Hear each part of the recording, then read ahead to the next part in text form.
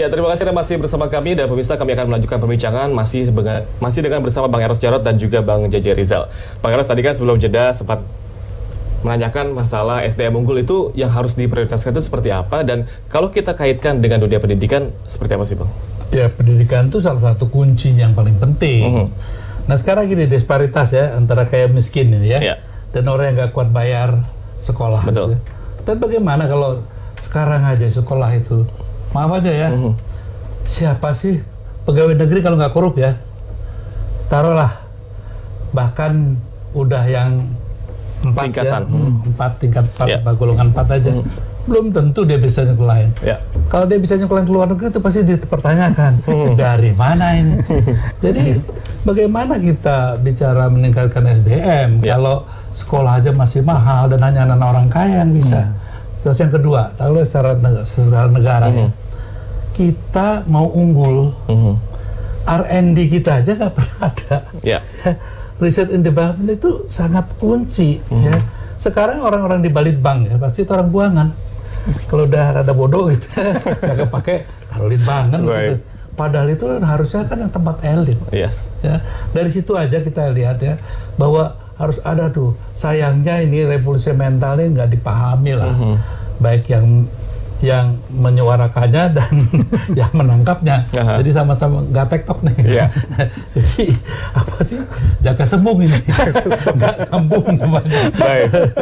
Nah kalau Bang JJ Rizal sendiri melihat tadi kan Bang Eros mengatakan R&D ini tidak dijalankan atau bentuk evaluasi lah Bang ya, ini belum dijalankan.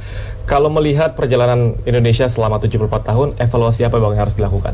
Iya, evaluasi yang paling penting tuh kalau kita mau punya masa depan, kita tuh harus satu investasi di bidang pendidikan.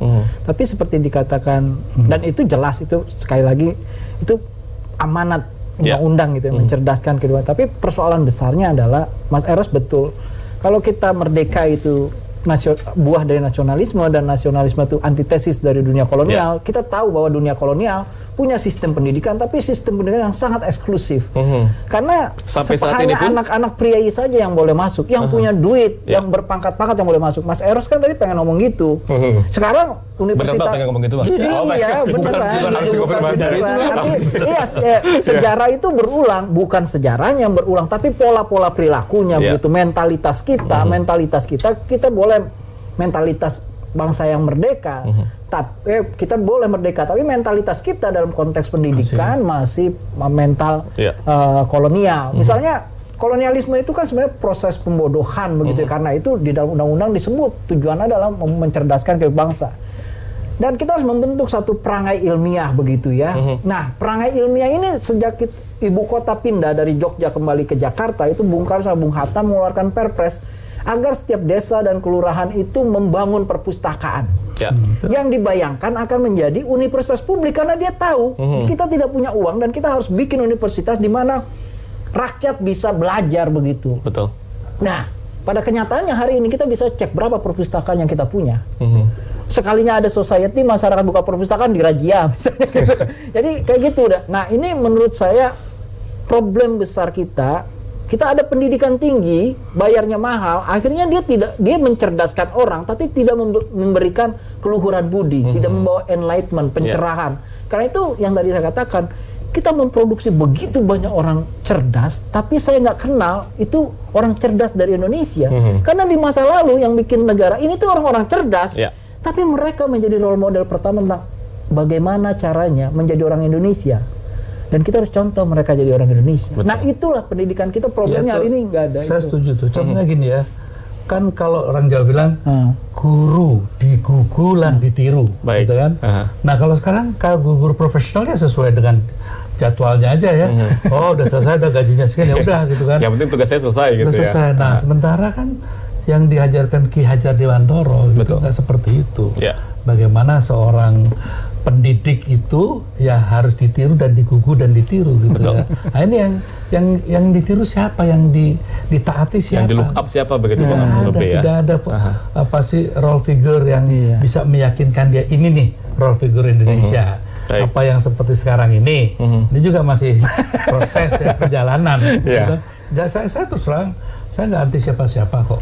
Saya mau realistis, saya mewakili rakyat, mencoba mewakili teman-teman di luar ya. Baik. Yang begitu banyak yang tidak bisa menyuarakan isi hatinya. Dan bahaya ini kalau terpendam begini terus, nanti meledaknya kapan? Itu yang saya takut. Berarti kan salah satu yang memang bisa dikatakan untuk membuat masyarakat ini SDM yang unggul, yaitu mental. Setuju Bang Rizal ya tadi? Iya, Bang Eros mental juga itu harus tercermin dalam sikap. Sikap itu akan menjadi keteladanan. Siapa yang perlu pertama? Kata Bung Hatta, elitnya. Baik. Persoalannya elitnya saat ini susah cari sumber Bang Rizal, teladan. pertanyaan saya ini untuk merubah mental ke arah yang lebih baik lagi untuk menjadi SDM yang unggul, menurut Bang Rizal sendiri, cara yang lebih tepat seperti apa?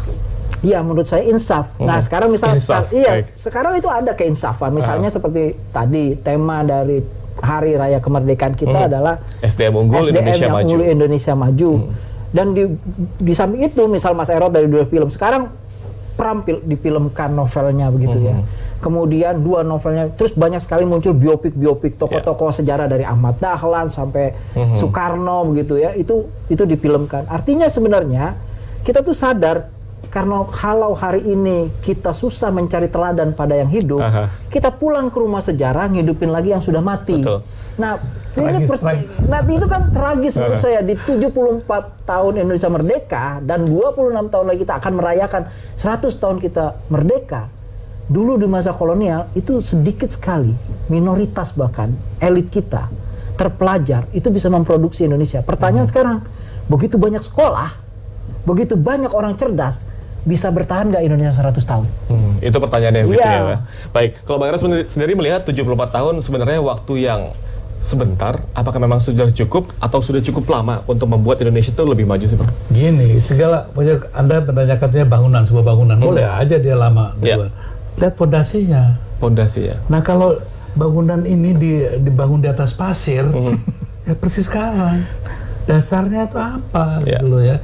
Jadi itu bukan hanya membangun itu ya. Semuanya serba fisik dan ternyata fondasinya kok nggak ada karena di atas pasir. Karena di atas pasir. Memahami Pancasila saja itu kan hanya sebatas retorika yang nggak ada makna apa-apa gitu kan. Nah, bagaimana contohnya? Ayo kita bangun masyarakat Pancasila. Pilihannya liberalisme. Jadi kita rakyatnya disuruh bodoh seterusnya gitu kan. Artinya hal yang paradoks disuguhkan terus-terusan ya. Dan diiyakan sama orang-orang yang pada mau naik pangkat. Diiyakan sama orang yang naik pangkat jadi, gitu ya. Si bapak ini ngomong begini, wah bagus Pak, wah itu betul Pak. Padahal completely wrong. Salah itu kan. Nah, orang-orang yang kayak gini mungkin juga nggak akan pernah ada di lingkaran kekuasaan karena orang kayak gini itu nyebelin. Saya juga orang yang nyebelin oleh kekuasaan. Karena apa? Kita susah tuh mengatakan iya untuk hal yang tidak pantas. Kita iyakan. Baik Bang Eros, ini biar nggak nyebelin kita harus jeda sejenak. Kita harus dalam program Newsroom.